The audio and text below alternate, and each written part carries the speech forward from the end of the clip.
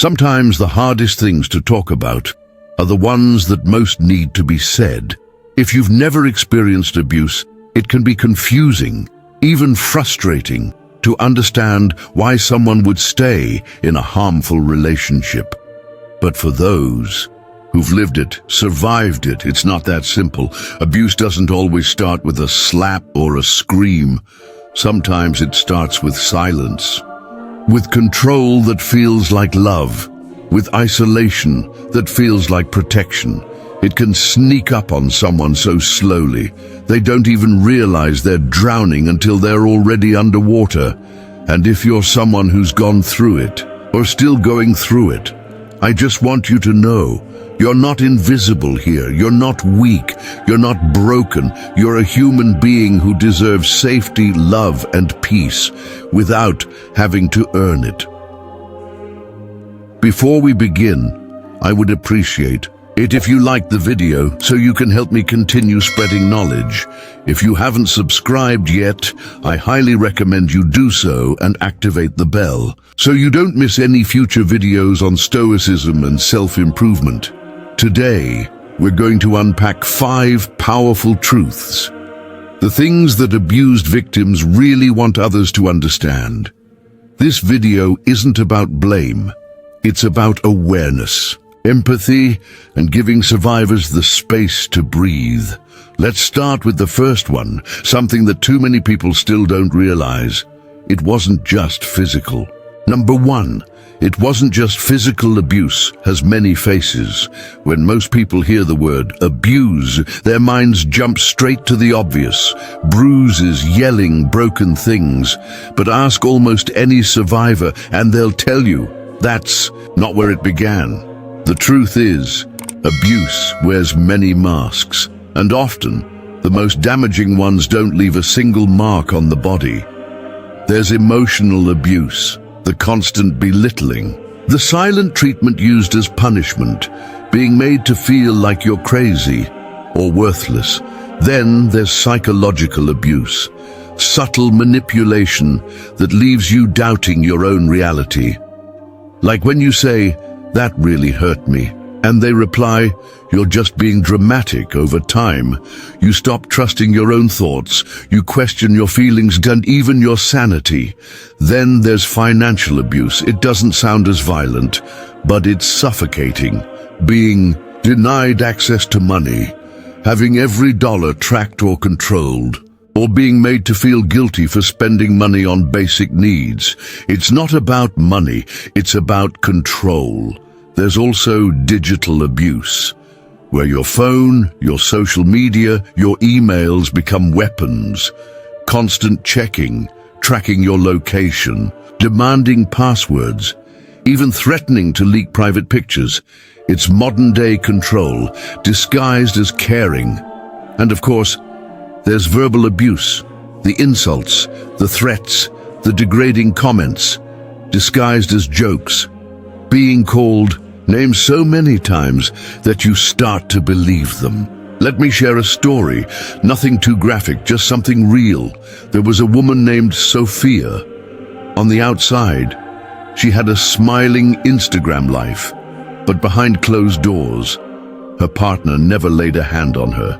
Instead, he criticized everything: her body, her intelligence, even the way she walked. He made fun of her family, isolated her from her friends, controlled what she wore, told her no one else would ever want her. She once said to me, "I used to wish he'd just hit me. At least then people might have believed me." That line haunted me because the hardest part of this kind of abuse is how invisible it can be. To outsiders, everything looks fine, even perfect, but inside, it's a slow erosion of your self-worth, your confidence, and your ability to leave. And here's the thing, society doesn't always help. People will say, "Well, at least he didn't hit you," or "You're overreacting, you're too sensitive." They'll dismiss the pain because it doesn't fit into their narrow definition of abuse. But survivors know the worst wounds aren't always physical. They're the ones that echo in your thoughts at 3 a.m. The ones that make you question your worth for years after it's over. So if you're watching this and any of this feels familiar, please don't wait for it to turn physical before you acknowledge it's real. Abuse is about power and control, and it comes in many forms. And if you know someone who seems to be in a controlling or demeaning relationship, please don't wait for visible bruises to believe them. The signs might look like someone who's always anxious to check their phone, someone who apologizes constantly, who stops showing up to things they once loved, who slowly disappears from their own life. Be curious, not judgmental. Ask gently, listen fully, because when someone finally opens up about non-physical abuse, they're often met with confusion, or worse, dismissal.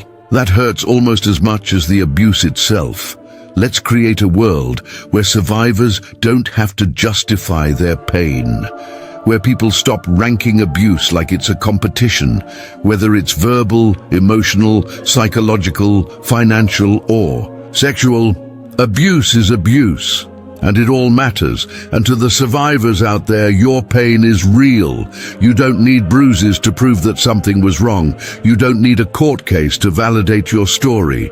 You don't need anyone else's permission to start healing. Your experience matters. Your voice matters.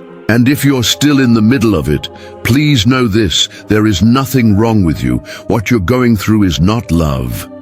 Real love doesn't leave you afraid or ashamed or small. Real love lifts you. It protects. It respects. And if you're not getting that, you deserve better. You always have.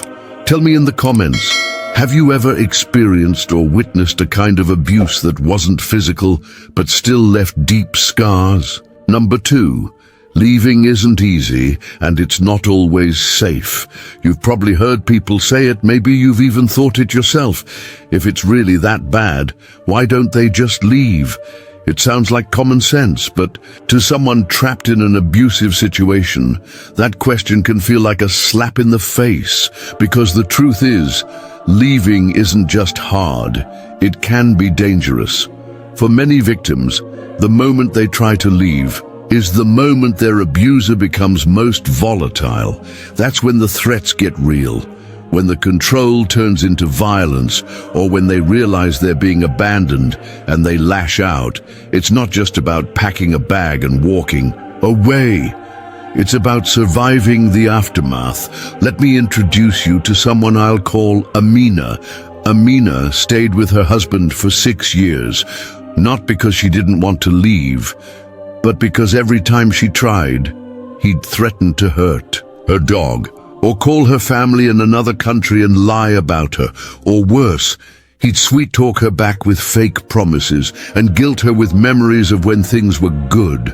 She told me once, it was like trying to escape a house that was on fire, but the fire kept whispering, I love you. That's how trauma bonding works. It confuses your instincts, mixes love with fear. It makes you believe the abuser is the only one who really understands you, even though they're the one hurting you. It's a cycle of manipulation that messes with your heart and your sense of reality. And then there's the practical stuff. Where are they supposed to go? What if they don't have money? What if they have kids? What if the abuser controls the bank accounts, the car, the phone? Many victims have no access to their own finances. They're not just emotionally stuck. They're economically trapped. And let's talk about kids, because that's a huge one. Sometimes people say, if not for yourself, leave for your children. But it's not that simple. Abusers often use kids as leverage, threaten to take them away, or worse, convince the system that the victim is crazy or unstable so they can win custody. So for a lot of survivors, staying feels like the safest option, not because they want to stay, but because every exit looks like a war zone, and even when there's a chance to leave, there's still fear of being alone, Fear of judgment. Fear that no one will believe them. Fear that maybe, just maybe, it really was their fault. That's how deep the damage goes. Now imagine hearing, "Why didn't you just leave?" after carrying all of that. It doesn't help. It hurts. It adds shame to the pile they're already buried under. What survivors need isn't pressure, it's support, safety, options, empathy. If you know someone who's still in a toxic relationship, avoid forcing ultimatums. Instead of saying, "You need to leave now," try, "I'm here whenever you're ready." You don't have to go through this alone. That simple shift can mean the world. It lets them know they're not being judged, that someone sees them not as weak, but as a human being doing their best in a nightmare. And to anyone watching this who's in that kind of situation right now, please hear me. You don't owe anyone an explanation for why you stayed. You're not dumb. You're not weak. You're not broken. You've survived something incredibly difficult, and you're still here, still standing, still fighting in your own way. When you're ready to leave, you'll know. It'll feel terrifying, yes, but also powerful, and you don't have to do it alone. There are shelters, hotlines, safe friends, even strangers who would risk their comfort to help you find yours. You are not as alone as you feel. You are worthy of freedom, of safety, of peace. And when the time comes to take that step, whether it's small or massive, it'll be yours. No one can take that away from you. So let's change the narrative. Instead of asking, "Why didn't they just leave?" let's start asking, what made them feel so unsafe they couldn't? Let's offer less judgment and more understanding, less advice and more listening, less pressure and more presence. That's how we show up for survivors. That's how we help them feel strong enough to leave when they're ready and not a second before. Tell me in the comments, have you ever felt stuck in a situation where leaving seemed impossible, even if you were suffering? Number 3, we're not broken, but we are healing. After someone leaves an abusive relationship, you might expect to see relief, smiles, celebration, freedom, but often what you actually see is silence, grief, confusion, even guilt, and that's something most people don't talk about enough, because here's the truth. Leaving the abuse doesn't instantly erase the damage it caused. For many survivors, that's when the real work begins, the work of healing, of untangling all the lies they were told, and all the lies they started telling themselves. You start to hear the old voices in your head, even when the person's long gone. You're too sensitive. You're nothing without me. No one else will ever love you. These words linger, like poison that seeps into your self-worth. And undoing that damage, it takes time, it takes effort, and most of all, it takes compassion for yourself. Some survivors feel ashamed that they stayed as long as they did. Others feel embarrassed for not recognizing the signs sooner. And some feel like they've lost years of their life to someone who never really loved them. But here's what I want you to know. You are not broken. You are a person who was hurt deeply, and you survived. You adapted. You coped in the only ways you knew how, and now you're learning how to live again. That doesn't make you broken. That makes you brave. There's no perfect way to heal, no timeline, no right emotional reaction. Some people cry every day for a month. Others don't shed a tear until years later. Some jump into therapy right away. Others need space before they can even say the word trauma. All of it is okay.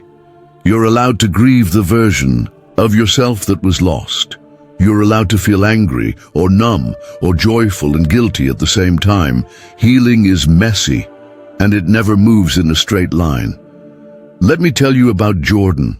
Jordan left a mentally abusive marriage after 10 years. People thought he'd be thrilled, free, but instead, he couldn't sleep. He missed the routine. The predictability, even the twisted comfort of knowing what kind of mood his partner would be in. He started questioning everything, even his own strength. But with time and support and a lot of unlearning, Jordan began to rebuild. He started writing again, joined a local community group. He told me once, "I don't recognize the guy I used to be, but I'm proud of the one I'm becoming." That's what healing looks like. Not a perfect picture, but progress. And if you're watching this right now and you've ever felt like you should be over it by now, or like you're weak for still being affected, I want to lovingly say, stop being so hard on yourself. You were conditioned to question your worth, conditioned to second-guess your feelings, conditioned to believe that love means pain and that loyalty means staying. Undoing that kind of mental wiring takes time, patience, and a ton of self-forgiveness. So what does healing actually look like? Sometimes it's setting small boundaries, like not responding to that text. Sometimes it's big milestones, like finally sleeping through the night without fear. Sometimes it's looking in the mirror and thinking, I deserve better, and actually believing it. Healing might be therapy, or journaling, or quiet mornings with tea and no phone. It might be cutting off toxic people, even if they're family. It might be learning how to trust again. Not just other people, but yourself, your gut, your instincts. Because for a long time, your body was in survival mode. Now, you're learning how to feel safe again. That's not weakness. That's transformation, and you don't have to do it alone. There are people, friends, therapists, support groups who want to walk beside you. You deserve that support. You deserve softness. You deserve joy that doesn't come with a catch. If today you only managed to get out of bed, that counts. If all you did was breathe through another wave of anxiety, that matters. You are healing, not in spite of your pain, but through it. And one day, without even realizing it, you'll notice that the voice in your head is no longer your abuser's. It's yours, and it's kind. So give yourself permission to take as long as you need. You're not behind. You're not failing. You're finding your way at your own pace. If you're a survivor, what's one thing that's helped you heal, even just a little? I'd love to hear in the comments. Number 4. Your support matters more than you know. Here's something that often gets overlooked. Being there for someone who's experiencing abuse can be just as delicate as surviving it. You might feel helpless, like nothing you say makes a difference. You might get frustrated, watching someone you care about return to the very person who's hurting them. You might even pull away, not out of cruelty, but because it's too painful to watch. But I promise you, your support matters more than you know. Let's start with this. You don't have to fix it. You don't have to have all the answers. In fact, trying to rescue someone too aggressively can sometimes push them deeper into isolation. What they need most is to feel seen, heard, believed. Sometimes the most powerful words you can say are, I believe you. This isn't your fault. You don't deserve this. Let me give you an example. 2, actually. Same situation, different responses. First, there's Jess. She confides in her best friend that her partner constantly criticizes her, monitors her phone, and once even locked her out during an argument. Her friend reacts with, wait, are you sure that's abuse? Maybe you're just being too emotional. I've seen him, he's a nice guy. Are you overthinking things? What do you think Jess feels in that moment? Invalidated, silenced, ashamed, maybe even regretful for opening up. Now imagine if her friend had simply said, I'm so sorry you're going through this. That's not okay. You don't deserve to be treated like that. I'm here for you whenever you need. That moment, that softness can make all the difference. because people in abusive relationships already question themselves constantly. They're often gaslighted so deeply that they can't tell what's normal anymore. So when someone doubts them, it reinforces the lies their abuser has been feeding them for months or years. On the flip side, when someone believes them, offers a safe, non-judgmental space, that can be the first tiny crack in the wall of control that's been built around them. But here's the thing. Support doesn't mean pushing someone to leave before they're ready. That's one of the most common and painful mistakes. Well-meaning people make.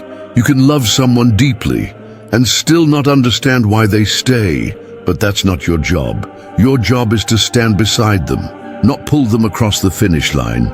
Try phrases like, "I'll support whatever decision you make. When you're ready, I'll help you figure out a plan. You deserve to feel safe, even if you're not ready to leave yet." Let them know they're not a burden. Let them feel in control, because control is exactly what's been taken from them. Also, check your body language. The little things matter, nodding when they speak. Keeping your tone calm, not looking at your phone when they finally open up. These quiet cues say, "You matter, I'm present," and please resist the urge to say things like, "Well, I would never let someone treat me like that." If you go back to him, "I can't help you anymore," you just love the drama. Even if you're feeling frustrated, those words can destroy trust in a heartbeat. If you don't know what to say, say that. Say, "I don't have the perfect words, but I care and I want to be here for you." That honesty will always land better than forced advice. And here's one more thing. Don't disappear. Victims of abuse are often isolated from their friends and family.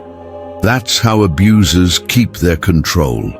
So when people slowly drift away, even with good intentions, it reinforces that loneliness. Sometimes just sending a text like, "Thinking of you," no pressure to respond, just here if you need me, can be enough. You might not see the results immediately, but your consistency, your quiet presence, it builds trust. And trust builds courage. And when the day finally comes that they decide to leave, you'll be the person they remember standing beside them, not the one who gave up. Let's also not forget the aftermath. After someone leaves an abusive situation, the support they need doesn't vanish overnight. That's when things get complicated. Court cases, custody battles, emotional whiplash, even doubt. Don't expect them to just bounce back. Keep checking in. Celebrate small wins. Be patient through relapses. Healing isn't linear, and neither is their strength. And if you're watching this as someone who's been on the support side, and you feel like you didn't do enough in the past, please be gentle with yourself too. We're all learning. We're all doing the best we can with the tools we have. What matters now is showing up with empathy, humility, and heart. Have you ever had a friend go through something like this?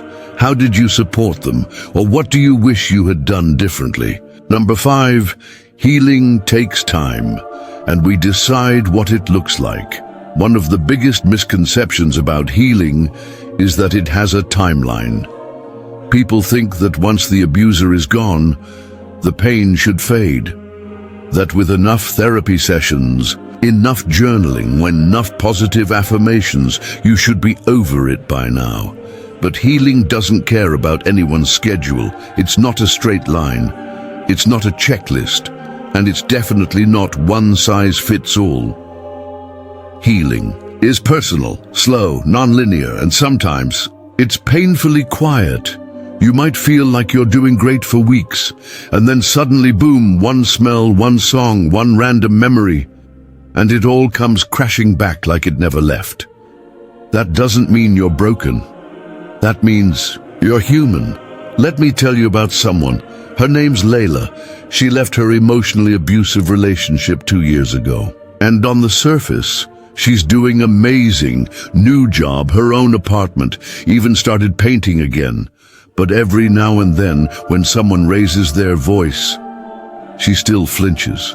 She still apologizes too much. She still double-checks her tone. In emails, scared she might sound too much. She once said, "I feel like I left the relationship, but the relationship didn't leave me." That stuck with me because it's a reminder that healing isn't about pretending the pain didn't happen. It's about learning to live with it, learning to breathe through it, and slowly learning to rewrite the story it tried to tattoo onto your soul. Some days healing looks like progress. You stand taller, speak louder, say no without guilt. Other days healing looks like survival. You cry in the shower, you cancel plans, you lay in bed and let yourself just be. Both are valid. Both are healing. There is no correct path, there's only your path. For some people, therapy helps. For others, it's writing letters they never send, talking to trees, or walking barefoot in grass just to feel grounded again. Some find healing in meditation or art or movement. Some find it in faith, others in fierce independence. And you know what? All of it counts. Don't let anyone tell you what healing should look like. If you're still angry, that's okay. If you still miss them sometimes, that's okay too. Abuse is complex. And your body, your mind, your heart, they're all untangling a very long knot. Give yourself time, give yourself grace. You've already done something incredible. You survived. Now you're learning how to live again, not just exist, but live on your terms. And that's no small thing. Let me share one more story. A guy named Evan. Evan spent years in a toxic relationship where he was constantly shamed for showing emotion. He left. But for months, he couldn't even cry without hearing her voice in his head, mocking him, calling him weak. Then one night, after watching a sad movie, he cried. And no voice came, no guilt followed. He said it felt like finally exhaling. Sometimes healing is that simple, not easy, but simple. It's the moment you realize you didn't panic when your phone buzzed, the moment you wore something they used to criticize, and smiled at yourself in the mirror, the moment you laughed, so loud you startled yourself. Healing doesn't always arrive with a bang. Sometimes it whispers, "You're safe now." And it's worth repeating. You decide what your healing looks like. Not your ex, not your friends, not even your therapist. There will be people who don't understand your timeline, who rush your process, who think you're too sensitive or still stuck. Ignore them. They didn't walk through your fire. They don't get to judge how long it takes you to cool down. Surround yourself with people who honor your pace, who celebrate your small victories, who sit with you in silence when words feel too heavy. And if today all you did was breathe, that's something to be proud of. If you made your favorite tea, if you brushed your hair, if you said one kind thing to yourself in the mirror, that's healing too. I know it's not easy. I know there are days where the weight of it all feels impossible, but I also know this. You are stronger than you think, and you are allowed to move slowly, to take breaks, to fall apart and rebuild as many times as it takes. This is your journey. What's one thing you've learned about healing, whether it's from abuse or any kind of pain? Let me know below. If no one else has said it to you today, let me be the one to say it. You matter. Whether you're a survivor still piecing yourself back together, or someone trying to understand what a loved one is going through, just showing up, just listening, means more than you know. Abuse thrives in silence, in shame, in secrecy. But healing grows in truth, in community, in connection. So thank you for being here, for choosing to care, for being willing to hear what so many people are still afraid to say out loud. And if you're someone who's still in the middle of the storm, I want you to remember this. You are not weak for staying. You are not broken for hurting. You are not crazy for loving someone who treated you badly.